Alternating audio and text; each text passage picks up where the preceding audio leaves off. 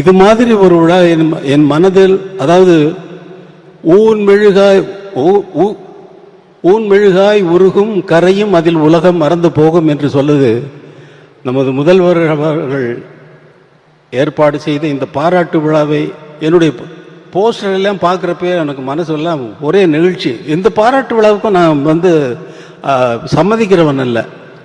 அவர் திரும்பி வந்தவுடனே வீட்டிற்கு சென்று அவரை கண்டால், அவர் சாதாரணமாக ஸ்டாலின் அவர்கள் கேட்டார், ஒரு பாராட்டு விழா நடத்தி விடலாமா அரசு சார்பில் அப்படின்னாரு. நீங்கள் நடத்துகிறதா இருந்தால் அதே சிம்பனி ஆர்கெஸ்ட்ரா இங்கே நம்ம மக்களுக்கு அதை காட்டுனா நல்லா இருக்கும் அப்படின்னு. அப்படியே பண்ணிடலாம். ரொம்ப சர்வசாதாரணமாக சொல்லிட்டாரு. இது ப்ராக்டிக்கலாக எவ்வளவு கஷ்டமான விஷயங்கிறது, 87 பேரை சேர்க்கறதுங்கிறது ரொம்ப கஷ்டமான விஷயம். அதில் ஸ்ரீராம் பட்ட அவஸ்தை, அந்த ஆர்கெஸ்ட்ரானுடைய இன்சார்ஜாக இருக்கக்கூடிய பீட்டர் இங்கே தான் இருப்பார், நான் பேசுறது கேட்டுட்டு இருப்பார். அவரை போட்டு படுத்தின பாட்டில் அவர் அதுவும் அரசு சார்பில் அவர்கள் சண்முகம் அவர்கள், மற்ற அமைச்சர் பெருமக்கள் அனைவருமே அவங்களோட தொடர்பு கொண்டு அவங்களை எதுக்குமே இந்த ஒரு இது அவங்க போட்ட கண்டிஷன்ஸ் எல்லாம் இவங்க அது பண்ண இது பண்ண சொல்லி லாஸ்ட் மினிட் வரைக்கும் டார்ச்சர்.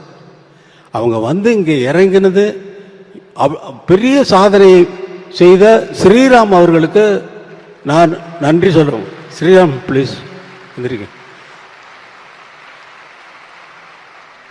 அவரால் தான் இதை சாதிக்க முடிந்தது.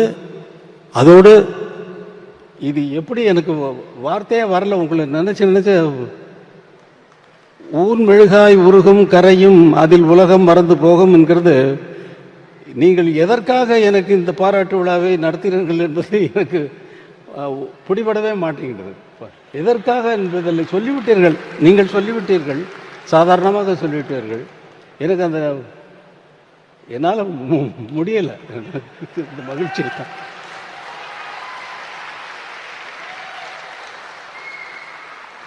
வேற ஏதாவது என்ன பேசணுங்கிறதே போயிடுச்சு பாருங்க.